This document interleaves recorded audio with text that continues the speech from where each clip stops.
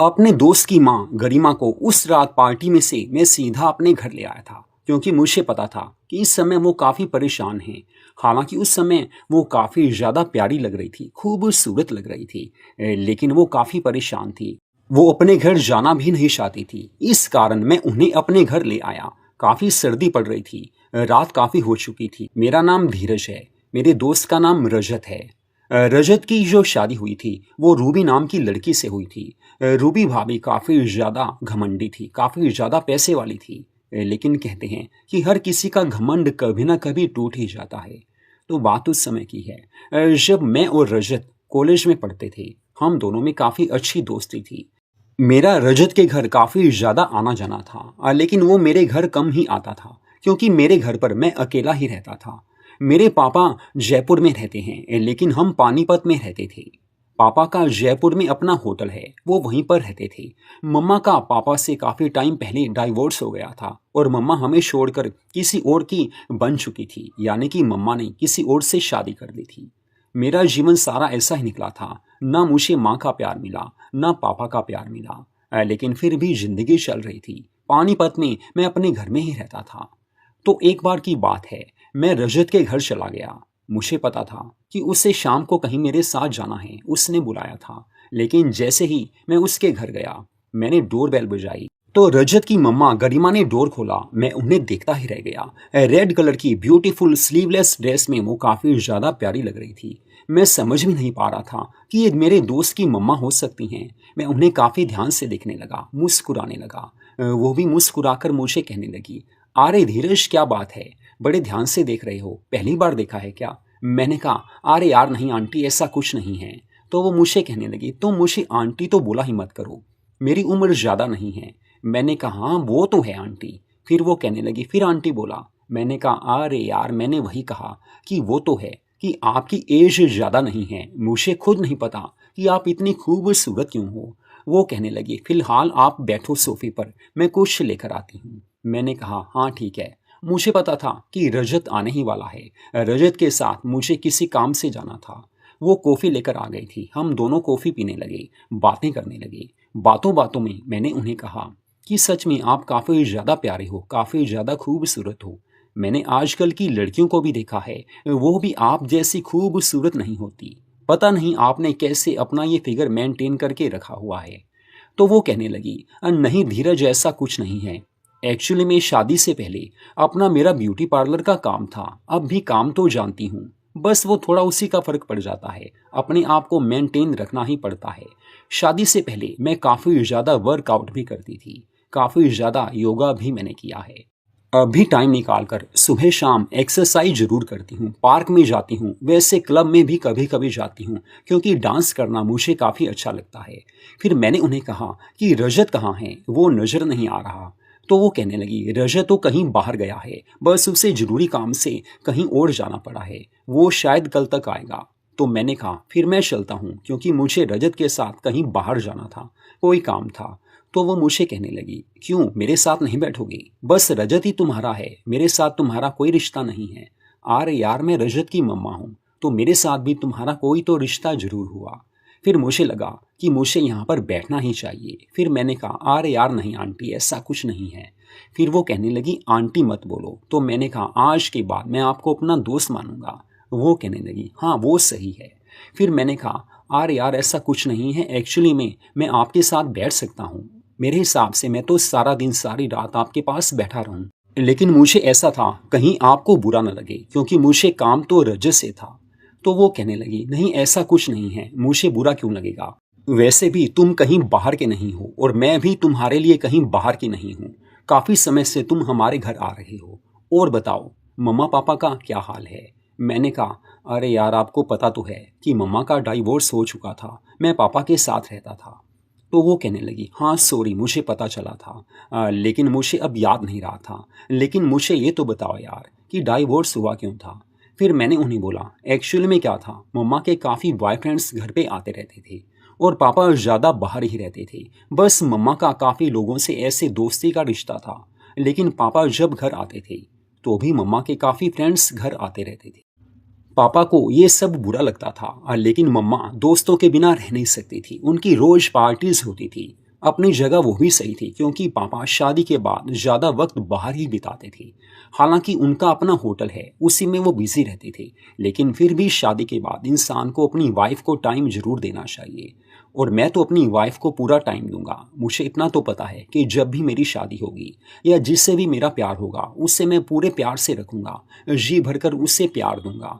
क्योंकि हर इंसान की कोई ना कोई ज़रूरतें होती हैं, मुझे भी उसकी ज़रूरत का पूरा ध्यान रखना होगा। तो उस समय वो कहने लगी, क्या बात है धीरज, तुम तो काफ़ी ज़्यादा समझदार हो। मैंने कहा, अरे यार समझदारी की बात नहीं है, बस वैसे ही मैंने बोला। तो बस ऐसे मम्मी पापा में जो झगड़ा है वो बढ़ता गया, डाइवोर्स फिर होना ही था। हालांकि मम्मा मुझे अपने साथ रखना चाहती थी, लेकिन ऐसा नहीं हो पाया और मेरा मन भी मम्मा के साथ रहने का नहीं था।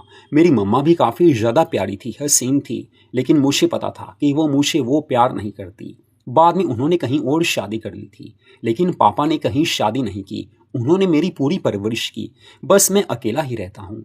अब पापा तो जयपुर में होटल में ही रहते हैं, होटल का काम उन्हें संभालना पड़ता है, क्योंकि पैसा भी ज़िंदगी में काफ़ी ज़्यादा ज़रूरी है। तो इस तरह से मैंने उन्हें सब कुछ बता दिया। तो गरिमा आंटी, जो कि मेरे दोस्त की मम्मा थी, वो कहने लगी, सच में यार तुम काफ़ी ज़्यादा प्यारे हो, काफ़ी ज़्यादा तुम्हारी अच्छी सोच है। आज जाना कहाँ था रजत के साथ? मैंने कहा, बस वैसे ही थोड़ा खाने पीने जाना था, होटल में बाहर डिनर का प्रोग्राम था। तो वो कहने लगी, चलो हम चलते हैं। मैंने कहा, वाओ ये तो अच्छी बात है। तो हम दोनों डिनर के लिए बस चले ही गए थे। होटल में हमने डिनर किया, थोड़ा इधर उधर घूमे और रात को 12 बजे उन्हें मैं घर छोड़ने आ गया था। फिर उन्होंने मुझे बोला कि बस अब रजत के लिए एक लड़की देख रही हूँ, अच्छी सी लड़की मिले तो उसकी शादी कर दूँ। अब तुम्हें पता है कि रजत के पापा तो रहे नहीं, जो भी है मैं ही हूँ। अब वो जब तक थे तो मुझे चिंता नहीं थी, लेकिन अब सारी चिंता मुझे ही करनी है। ऐसे उनसे मेरी बात हुई, मैं घर वापस आ गया।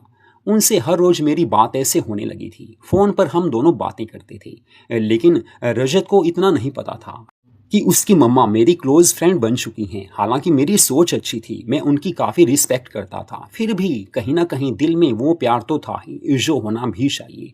क्योंकि एक सामने वाला जब काफ़ी खूबसूरत हो और काफ़ी ज़्यादा प्यारा हो, वो तो काफ़ी प्यारी थी, खूबसूरत थी, तो मेरे दिल में उनके लिए प्यार तो होना ही था। लेकिन आगे वक्त बदला, रजत की शादी रूबी नाम की लड़की से हो गई। रूबी काफ़ी ज़्यादा ग्लैमरस थी, हमेशा मिनी ड्रेस डालना बस यही उसका क्रेज़ था। फैशन की वो इतनी दीवानी थी कि हमेशा ऐसे ड्रेसेस डालती थी। मुझे अब भी याद है कि जिस दिन रजत की शादी थी, रूबी भाभी ने ब्यूटीफुल ब्लैक कलर की ड्रेस डाली हुई थी। हालांकि ब्लैक कलर की ड्रेस शादी में कम ही डालते हैं, लेकिन उन्होंने डाली हुई थी। लेकिन मैंने जब गरिमा आंटी से बात की, यानी कि अपनी दोस्त से फ़ोन पर बात की, तो उन्होंने बताया था कि मेरा दिल रूबी के साथ रजत की शादी का नहीं था, लेकिन रजत को रूबी काफ़ी पसंद थी। लेकिन मुझे रूबी अच्छी नहीं लगी, वो काफ़ी ज़्यादा फैशन करती है, हद से ज़्यादा वो ओवर क्लेवर भी है। लेकिन रजत मेरी बात नहीं माना। अब करूं तो क्या करूं? मैंने तो अपनी सारी प्रॉपर्टी भी रजत के नाम कर दी है, क्योंकि मेरा पता नहीं इंसान की ज़िंदगी कितनी होती है। फ़ोन पर जब वो मुझे बता रही थी, मैंने कहा, अरे यार आप तो मेरी जान हो, आप ऐसी बातें क्यों करते हो? आपकी उम्र 100 साल से भी ज़्यादा होगी। वो काफ़ी खुश हो गई, कहने लगी, सच बोलूं रजत से ज़्यादा केयर तो मेरी आप करते हो। मैंने कहा, अरे ऐसा कुछ नहीं है, वैसे भी रजत आपका बेटा है। हाँ, रूबी भाभी अगर ठीक नहीं है, आहिस्ता आहिस्ता उनके स्वभाव में, उनकी नेचर में चेंज आ जाएगा। वो भी आपको पूरा प्यार देंगी, रजत भी आपकी पूरी रिस्पेक्ट करेगा। लेकिन वो मुझे कहने लगी, मुझे पता है कि वो दिन मेरी ज़िंदगी में कभी नहीं आएगा, क्योंकि मैं इस घर में रह रही हूँ और मुझे पता है कि रजत अब मुझे प्यार नहीं करता, वो रूबी के साथ ही ज़्यादा वक्त बिताता है।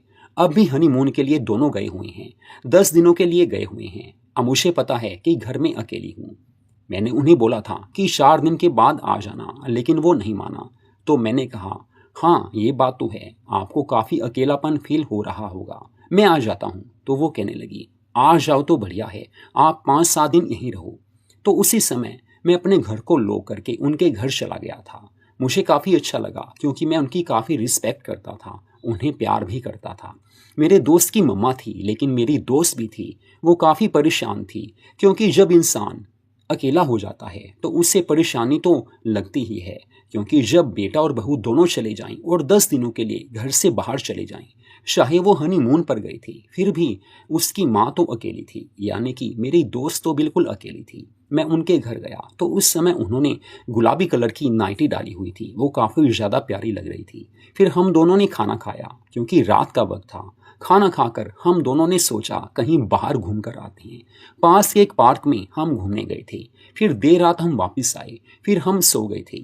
सुबह नहा धोकर फ्रेश होकर मैं अपने ऑफिस में चला गया क्योंकि अब मेरी जॉब अच्छी चलने लगी थी।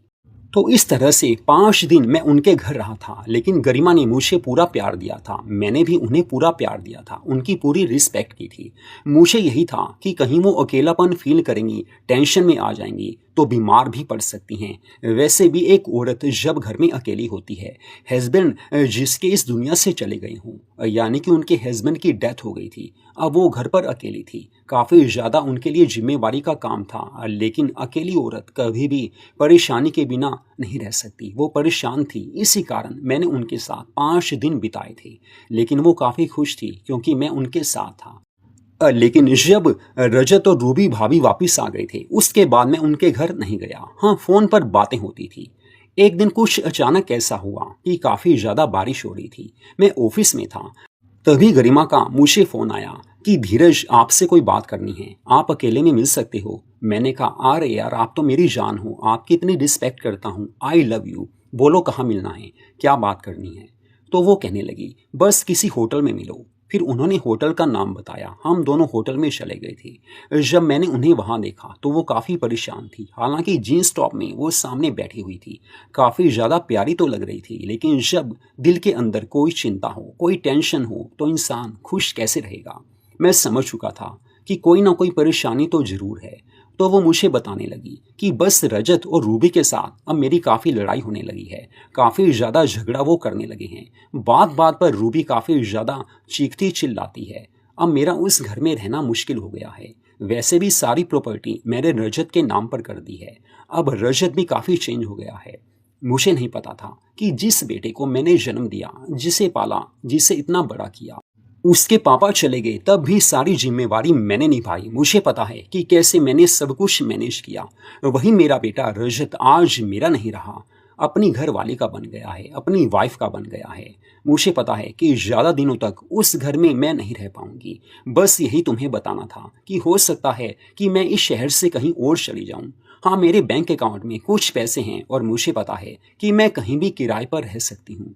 मैंने उनकी ये बात सुनी तो मैंने उनका हाथ पकड़ लिया, उन्हें प्यार से समझाने लगा, अरे यार गरिमा, देखो, आप मुझे दोस्त भी मानते हो, मैं आपको अपने से बड़ा समझता हूँ, आपकी रिस्पेक्ट भी करता हूँ, और सच कहो तो आपको प्यार भी करता हूँ। आई लव यू, सच में बोल रहा हूँ।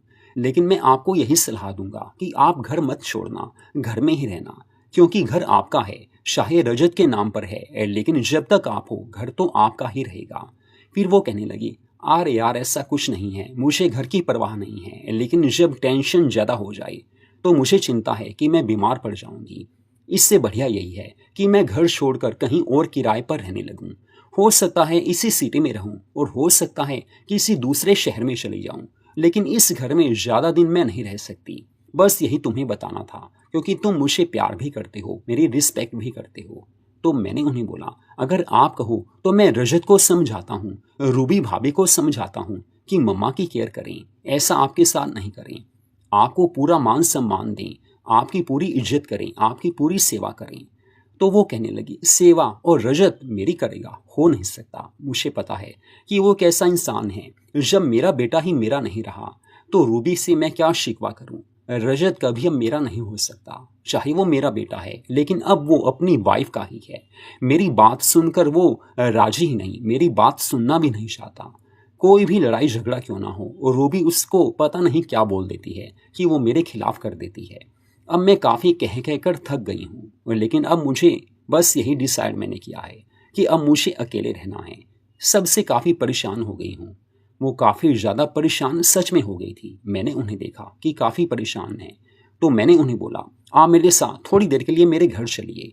मैं उन्हें अपने घर ले आया था। आधा घंटा वो मेरे घर पर ही रही थी। मैंने उन्हें गले से लगाया, उन्हें कहा, देखिए, आप परेशान मत होइए, मैं आपके साथ हमेशा था और आगे भी रहूँगा। फिर मैं उन्हें घर छोड़ने चला गया था। रात को 11 बजे उनको मैंने घर छोड़ा था। उस समय उनके घर पर लोग था, क्योंकि मुझे पता था कि रजत और रूबी दोनों कहीं गए हुए हैं, उन्हें पार्टी में जाना था। लेकिन घर की दूसरी चाबी आंटी के पास थी, यानी कि गरिमा के पास थी।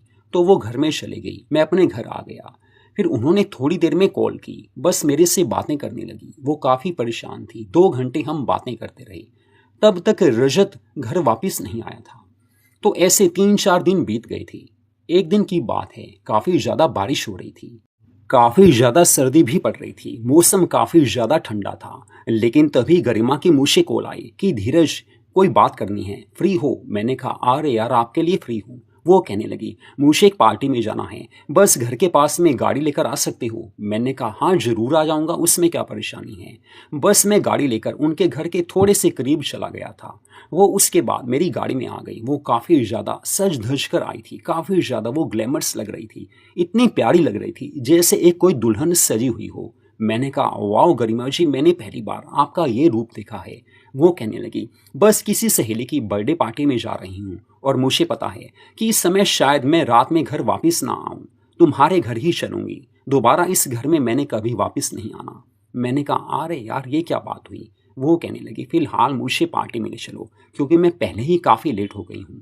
मैं उन्हें पार्टी में लेकर चला गया। एक होटल में पार्टी थी, बस वहाँ पर वो एंजॉय करने लगी। हालांकि उनके मन में तो टेंशन थी, लेकिन फिर भी पार्टी में जाकर मैं खुश हूँ, ये तो सबको दिखाना ही पड़ता है।